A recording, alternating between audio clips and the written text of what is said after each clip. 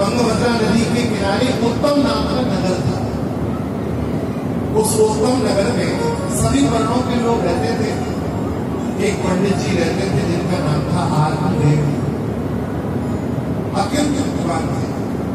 श्रीमद् भागवत में लिखा है, श्रोत स्नान कृष्णातो वकीय एवं भास्कर, दूसरे सूर्य के समान इतने प्रतापी।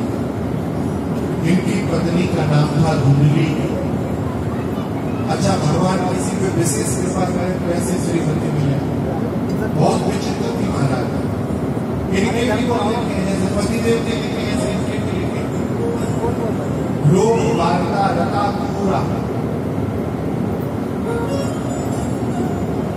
प्रायशो बहुजात के काम, अपने से झगड़ने वाले इतनी क्रूर थी, जिस दिन झगड़ा ना करे उस दिन भोजन ही ना कुछ खाना होता है। किसी किसी का स्वभाव होता है झगड़ने का। वो एक मोहल्ला में एक भैया भारी झगड़ती थी, उसका संतान नहीं थी, बहुत कहते थे लेकिन संतान नहीं थी। एक दिन मन में बड़ी कहानी हुई, मन में आया कि बिना संतान जीवन क्या जीवन है, इस शरीर को समाप्त करना। आज भोर में 3 बजे ही घर से उठ के चले, आत्महत्या करने के उद्देश्य से जंगल गए। भगवान ब्रह्मण्य देव हैं, भगवान प्रकट हो गए। एक साधु का भेष बना के भगवान आए। भगवान ने कहा, कथम रोदसी विप्रत्वम गाते चिंतावलीयसी बदत्वं सत्वरं मह्यं स्वस्य रुग्रस्य कारणम्। अरे विप्रदेव, क्यों रोते हो? गाते चिंतावलीयसी, तुम्हें क्या चिंता है? मुझसे कहो। इन्होंने चरणों पढ़ के कहा, महाराज आप तो सब जानने वाले हैं, सब कुछ है, संतान नहीं। भगवान ने कहा, भला संतान से भी कोई सुखी होता है? जिसके यहाँ एक संतान की वो भी दुखी था, जिसके यहाँ 60,000 में वो भी दुखी था। उदाहरण दिया, एक ध्रुव जी के वंश में एक राजा हुए जिनका नाम था अंग। उनके यहाँ एक बेटा हुआ बहन, ऐसा बेटा हुआ महाराज कि अंग ने वैराग्य गीत गाया। वो एक पुत्र गीत गाया, वैराग्य गीत गाया भागवत में। और एक महाराज सगर थे जिनके यहाँ 60,000 पुत्र थे, लेकिन वे भी बेचारे दुखी ही थे। भगवान ने कहा, कोई बेटा बेटी सुख सुख नहीं देते, सुख सुख को मन से प्राप्त होता है। राजन मुंचा ज्ञान प्रजा रूपम वरिष्ठा कर्मवती विवेकम तो समाज सामने त्यज संसार वासना। विवेक के अस्त्र से इस मोह के बंधन को काट दो, संसार की वासना को छोड़ दो। जो चित्त वासना वासित है उसे वासना से हटा के उपासना में लगा दो, भगवान की सेवा में लगाओ। भगवान ने कहा, पंडित जी मैं थोड़ा ज्योतिष जानता हूँ, ये आपके भाग्य रेखा को देख के मैं आपको हृदय से कह रहा हूँ, सफर जन्मावधि दैव पुत्रो नैव च नैव च। आप तो एक जन्म की संतान से बनी है, आपके भाग्य में तो 7 जन्मों तक संतान का सुख नहीं है। पंडित जी तो ज्ञानी थे, समझ गए जो 7 जन्मों को देख सकता है वो एक जन्म की सुधार सकता है। चरणों में गिर गए हुए, महाराज अभी तो इसलिए बन रहा था कि एक जन्म में संसार का सुख नहीं है, आपने कह दिया 7 जन्म में नहीं है, आप तो प्राण नहीं बचेंगे। या तो अपने शरीर को समाप्त कर दूंगा, या आप मुझे संतान होने का वरदान दें। चरणों में गिर गए। भगवान सन्यासी के रूप में ये फल लो, अपनी पत्नी को देना, सदाचार पूर्वक पत्नी रहेगी तो इस फल के प्रभाव से सुंदर संतान होगी। पंडित जी ने लाके फल अपनी स्त्री को दे दिया।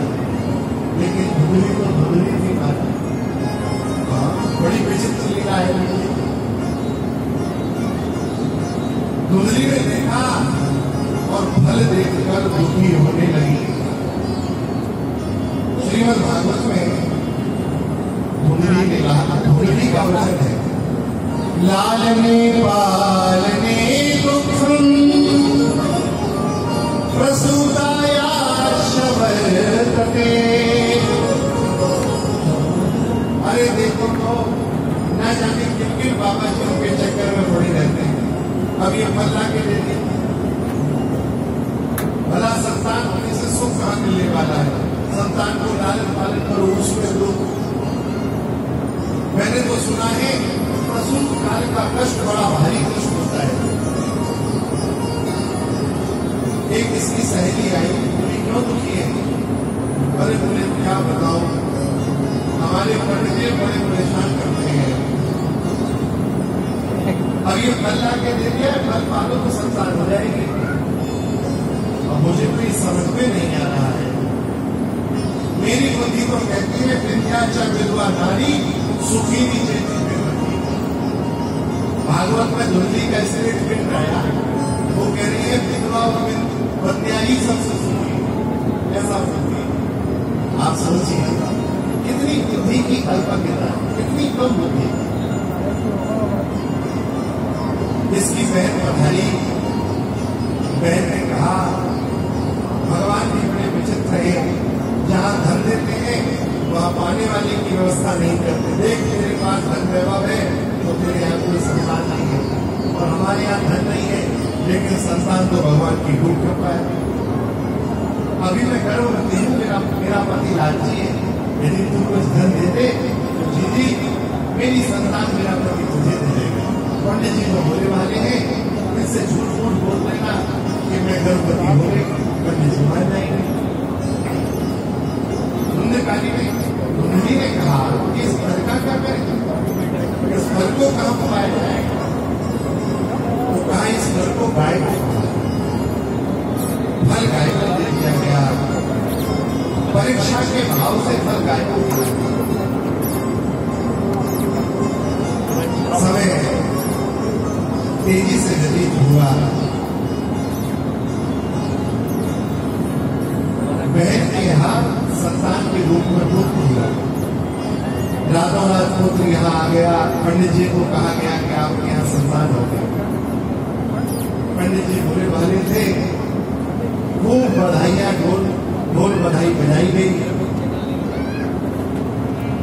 3 महीने बाद गाय के लिए जो फल खिलाया गया, संत की कृपा से उस फल के प्रभाव से भी संतान का जन्म हुआ। तो गाय के गर्भ से भी मानवीय केवल कान भर गाय के जैसे थे, बाकी सब कुछ नामकरण का अवसर आया। मैं बार बार जहां भी जाता हूं, एक निवेदन आप सबसे बच्चों के नाम पे बहुत ध्यान दीजिए। आप अपने पूर्वजों के नाम लेंगे ना, जगन्नाथ जी, सीता, ये बड़े पवित्र होंगे, महात्मा होंगे, इनका नाम रखते हैं गोकर्ण। एक बार प्रेम से कहिए श्री गोकर्ण जी महाराज के। गोकर्ण पंडितो ज्ञानी धुंधकारी महाधरा। महाराज गोकर्ण तो बड़े पंडित थे, लेकिन ये धुंधकारी भारी दुष्ट हुआ। श्रीमद् भागवत में तो लिखा है जितने प्रकार के पाप थे सारे पाप करने लगे, सब हंसने लगे। यहां तक लिखा है कि आत्मदेव जी ने जो सोना चांदी का बर्तन इकट्ठा किया था ना पंडिताई में, एक नाम करो ताट्या पत्राणी जो बर्तन थे उनका हमको छीन लिया, सब बेच दिए, जितने गलत काम थे सब करके रहा। आत्मदेव जी को बड़ा भारी दुख हुआ। आज फिर आत्मदेव जी आधी रात भागे। पहले मरने जा रहे थे इसलिए कि संतान नहीं है, आज मरने जा रहे हैं कि परेशान क्यों है। लेकिन धन्य है गोकर्ण जी, बीच मार्ग में ही पिताजी का हाथ पकड़ लिया, प्रणाम किया और पिताजी से कहा, पिताजी नृत्येन्द्रस्य सुखम किश्चित् न सुखम चक्रवर्तिनः सुखमस्ति विरक्तस्य मुनिरेकान्त जीवनम्। अरे पिताजी, इंद्र को सुख नहीं, दीन कहे धनवान सुखी, धनवान कहे सुख राजा को भारी, राजा कहे महाराजा सुखी, महाराजा कहे सुख इंद्र को भारी, इंद्र कहे ब्रह्मा जी सुखी, ब्रह्मा जी कहे सुख विष्णु को भारी। तुलसीदास विचार किया, हरि भजन बिना सब जीव दुखारी। पिताजी नक्षत्र से सुखम किसने, इंद्र को सुख नहीं है, न सुखम चक्रवर्ती ना, चक्रवर्ती सम्राटों की सुख नहीं। ये बेटा बेटी सुख देंगे, ये मानना ही आपका दुख है। बड़ी चक्कर। और श्री गोकर्ण जी ने 2 श्लोक भागवत में बोले। श्री ठाकुर जी ने चाहा कभी भी 2 श्लोकों पे साथ में चर्चा। गोकर्ण गीता एक बार लखनऊ में लगभग 2016 में इस गोकर्णी गीता में कथा 5 दिन का सत्र था। उसमें भी एक श्लोक हो पाया, 2 श्री गोकर्ण जी ने अद्भुत कहा है। गोकर्ण जी ने कहा, पिताजी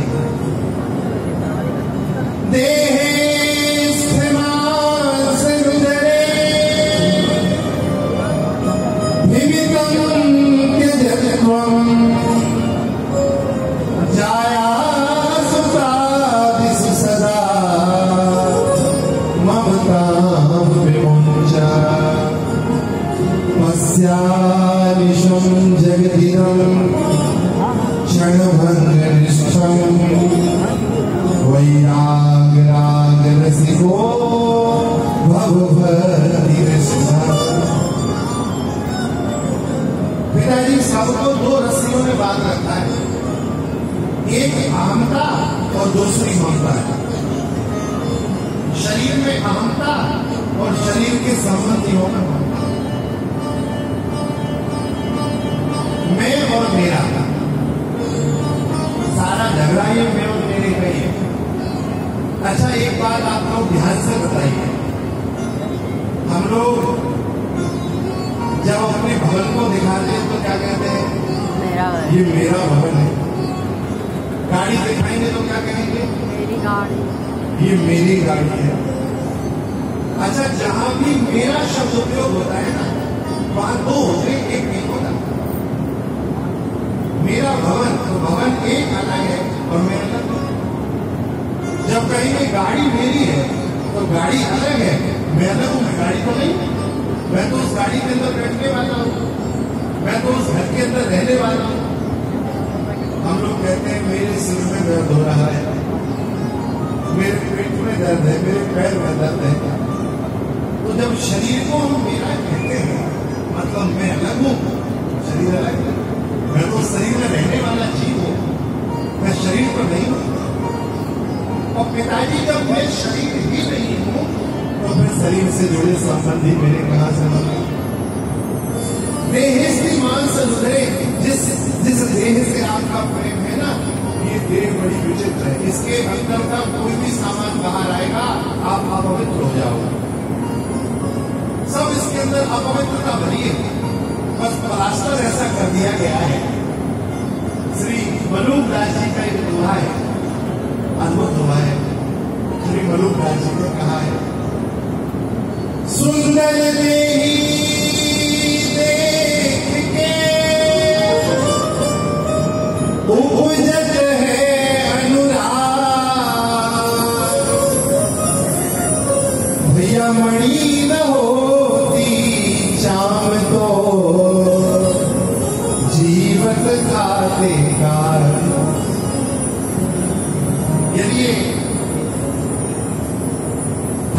ने व्यवस्था नहीं की होती तो सब अपवित्र ही भरा होता। इस शरीर के अभिमान का त्याग करके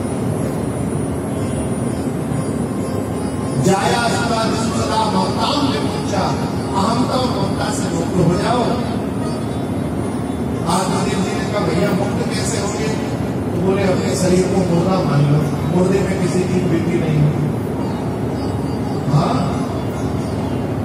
साथ साथ जीने मरने की कस्में खाने वाले लोग भी सामने से यदि एक बैल पागल होकर दौड़ के आए तो दोनों अलग अलग दिशाओं में हाथ छोड़ के भागते हैं। बाद में देखते हैं वो उसका क्या हुआ। पहले अपनी रक्षा करते हैं। अति प्रेम जिससे होता है, यदि शरीर से प्राण निकल जाए तो उसे भी सब लोग अपने से दूर करते हैं। मुर्दे में प्रेम नहीं करते। करें क्या? का धर्म भजस्व सततम त्यज लोक धर्मान। धर्म का आश्रय लो। गोकर्ण जी ने ऐसा ज्ञान दिया महाराज, अद्भुत ज्ञान दिया। आत्मदेव जी के नेतृत्व में श्री आत्मदेव जी को दशम स्कंद का आश्रय लेके मुक्त हो गए। गोकर्ण जी भी घर छोड़ के चले गए। धुंधली देवी जो थी, एक दिन धुंधकारी ने उन्हें पकड़ लिया, उनके आभूषणों को छीन लिया। धुंधली को बहुत कष्ट हुआ। रात्रि में कुएं में कूद के मर गई। सब मर गए। धुंधकारी 5 वैश्याओं को घर ले आया। वैसे धनवानती धन के अभाव में चोरी करने लगा। राजा के यहाँ से भयंकर सामग्री को चुरा के लेके आया। वैश्याओं को लगा इतनी बड़ी चोरी राजा निश्चित पकड़वा देगा, धन भी जाएगा, हमको भी दंड मिलेगा। सब वैश्याओं ने धुंधकारी को बदलापान कराया। जलती हुई लकड़ियों से बाण मार के धुंधकारी की हत्या कर, उसी के घर में गड्ढा खोद के गड़ा के और सारा धन लेके वैश्याएं भाग गए। आज बरसों बाद गोकर्ण जी को अपने गांव की याद आई। तीर्थाटन करते हुए अपने गांव पधारे। संध्या का समय था। धुंधकारी प्रेत बन गया था। विभिन्न प्रकार की आवाजों से भयभीत करने लगा। गोकर्ण जी ने कमंडल से जल निकाला। जल देके मानवीय वाणी दी। तब धुंधकारी भागवत में विनय पूर्वक बोला। धुंधकारी ने कहा अहम भ्रातापति होस्मि धुंधुकारी नामतः स्वकीय दोषे ब्रह्मत्वं नाशितं मया। भैया अहो बंधो कृपा सिंधो, अरे भैया मुझ पे कृपा करो। मेरी ये प्रेत की वाणी में मुझे भारी कष्ट है। मैंने बड़े अपराध किए, इन अपराधों से मुझे मुक्त कर दो। गोकर्ण जी ने कहा भैया मैंने तो गया में जाकर पिंडदान किया। धुंधकारी ने कहा गया श्राद्ध सते नापी मुक्ति में न भविष्य थी। 100 बार भी गया जी में जाके पिंडदान कराओगे तो भी मेरी मुक्ति नहीं होगी। थोड़ा सा विचार करिए, क्या इस शब्द से गया तीर्थ की महिमा में कमी नहीं आ गई? भगवान का वचन है गया को।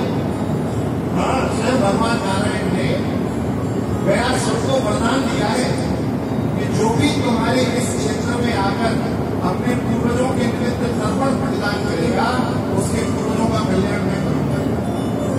अब यहाँ 2 बातें खड़ी हो गई। गोकर्ण जी कह रहे हैं कि मैंने तुम्हारा गया में श्राद्ध किया और तुम्हारा कल्याण नहीं किया। और धुंधकारी कह रहा है कि मैंने आप 100 बार भी जाके कराओगे तो भी कल्याण नहीं होगा। कारण क्या है? मैं क्षमा पूर्वक कहूं, गया की महिमा कम नहीं हुई। इस प्रसंग में गया की महिमा कम नहीं हुई। बात यह है गोकर्ण जी को पता नहीं है कि धुंधकारी धुंधली की बहन का बेटा है। वो तो जब भी पिंडदान करेंगे तो संकल्प लेंगे आत्मदेव जी के गोत्र का। वो तो आत्मदेव जी के गोत्र का संकल्प करेंगे ना। लेकिन वो तो आत्मदेव जी का बेटा ही नहीं है, वो तो बहन का बेटा है। न दत्तक लिया गया है, न शास्त्रीय रूप से कोई संकल्प हुआ है।